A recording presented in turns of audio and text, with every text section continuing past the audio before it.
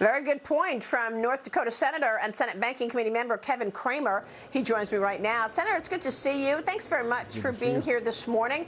What was your takeaway from that? You had great questions. She reiterated her claim that this Build Back Better plan is fully paid for.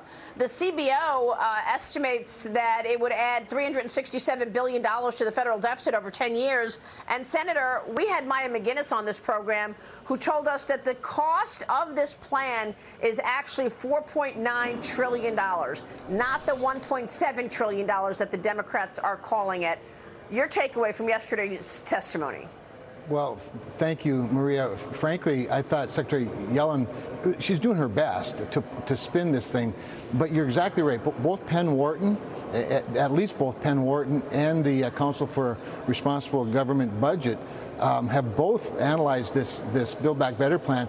And remember that the $1.7 trillion cost is based on things like the child tax credit, for example, expiring after 1 year, or the child care tax expiring after 1 year. Well, we all know that's not going to happen, but this is the budget trick that they use. They pass a 1-year bill and pay for it over 10 years, so it looks like it actually balances, or it's actually paid for. So you're right, we're talking about something between $4.5 and $5 trillion over the course of 10 years. And then, of course, that it becomes permanent. I mean, it's not just 10, it's 20, it's generations. It changes, fundamentally changes America, which is what they want to do, which is why we've got to oppose it. So what happens with this bill? I know that it includes much higher taxes. What's your timing? Schumer and Pelosi want to get another vote in the books by Christmas, certainly December 17th, I'm hearing, is the date that they're talking about. Will they be able to jam it through? Well, that's up to a couple of key Democratic senators. Obviously, we all know Joe Manchin, Kyrsten Sinema hold a lot of the cards. I don't think either one of them's in a transaction mode, frankly. I think they want a better bill if they're going to vote for it, and thank goodness for that. Any one senator can hold it up. As you know, all 50 Republicans oppose it. So the timeline really depends on at what point do one of them, or do both of them, or all 50 Democrats say, okay, this is good enough now. And to your point about the cost, see, these are the things that every day this thing hangs out there, Maria, it becomes less popular with the American public. It becomes less tolerable for common sense thinking people. As we are now, according to Jay Paul yesterday, going to retire the word transitory, the inflation situation makes it more difficult to do this, because I don't care what anybody says, this is going to add to inflation. You can't put several trillion free dollars out into the market, especially in an already expanding economy, and expect the cost of things to come down. It just doesn't work that way. So I actually think that we're getting closer to a longer pause, and the longer the pause, the less likely it gets done at all, in my view. Let me ask you about some of these nominations. I want to get to the Richard Cordray idea in a second, but first let's talk about Saule Omarova. Is it fair to expect that she's not going to get through the Senate in terms of being nominated as the comptroller of the currency position, given the fact that we're not hearing anything about it? Are there votes for her in the Senate right now? This from the woman who said she wants oil and coal companies to go bankrupt, and she also wants the Federal Reserve to federalize our private bank accounts?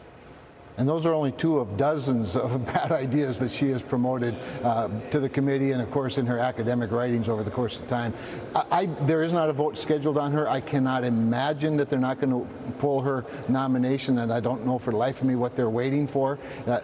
Again, the longer her nomination hangs out there, I think the worse the politics is for the left, because, well, this is pure socialism on display without apology, and I just don't believe the American people are ready for that.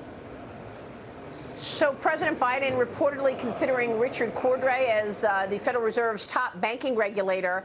He was the first director of the Consumer Financial Protection Bureau, Senator, as you know. His nomination would please progressives who've been pushing for the Fed to take a tougher approach on bank regulation and address the financial risks posed by climate change. So here's a note from Cowen and Company this morning. The Journal reporting that White House considering Richard Cordray as vice chairman of supervision at the Federal Reserve. Biden has pledged to diversify the Fed, which is why we do not see this as a done deal. Were he nominated, he likely needs every Democrat vote to be confirmed, no matter the pick. Big bank capital requirements will rise. Your thoughts on this pick? Well, it's a very scary pick, and while we're all relieved that Jay Powell has been nominated for a second term, I support that.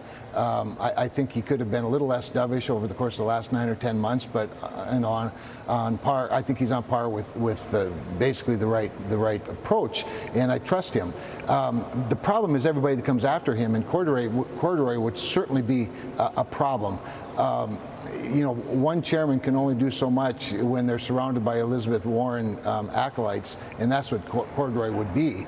And we've already experienced that at the CFPB, and you know, to have him in a supervisory role would be problematic for sure, and it would be I think it'd be a very difficult Senate confirmation process. Now, you know, 50 Democrats and the vice president can do whatever they want, but we'd certainly make it difficult.